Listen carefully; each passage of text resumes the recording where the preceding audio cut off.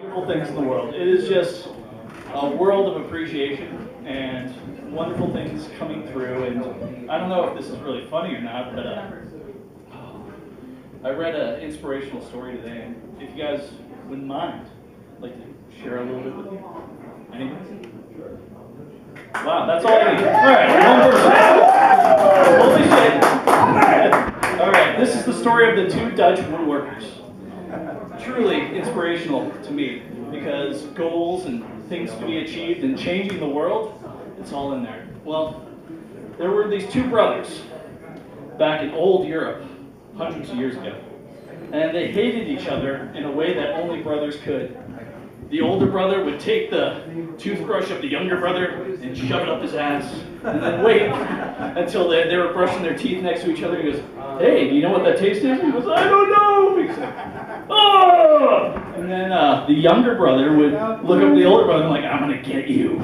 And then he would drug the older brother's food and like take his unconscious body down to the docks and use his older brother's unconscious mouth to please homeless gentlemen for a nominal fee. And, oh man. And then the older brother would get the younger brother, and then once he was sleeping, well, I'm not going to go there because it's just way too gross, but suffice it to say, they actually would just go on this war for years, well into adulthood, every time getting a little bit darker, grosser, meaner. It was an epic battle between brothers. So much so that when one brother went off to this one town in Europe where all the best woodworkers were and started to become a woodworker, and then the other brother, just out of spite, went there and did the same thing. They could barely survive. They could barely compete. Both of them ended up being coffin makers. They were so bad against all these other woodworkers that they could barely survive. They were hoping for people to die. Plague was feasting season for them when they could actually feed their families. It was horrible, it was sad, and one day one of the brothers broke, went to the other brother and said, "Hey, we can't do this. My kids are starving, we can't fight anymore. We got to figure out, we got to join forces. We have creativity, we got to do something wonderful." And the other brother just looked down at the coffin that he was making because his kid was dying and he wasn't going to get a commission on it, and just crying into it, and like thinking, "Bro, we got to think outside the box." And that was literally the first time that was ever said, so special moment. And the other one's like, "Yeah, man, we got to do something different. We got to do something great. We got to change the world." And they did.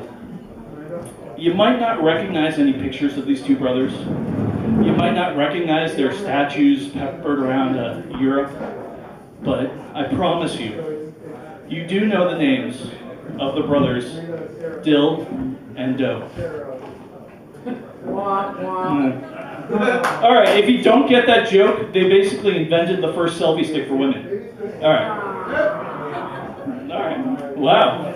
I thought that was going to be a good joke, and I'll go with short ones. All right, so. All right. If you put a gay guy in a straitjacket, is it a hate crime? Yes. All right. You know what? I'm just going to leave it with a special holiday public service announcement.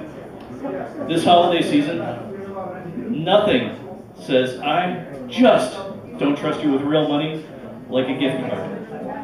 All right, everybody have a very good night. Thank you.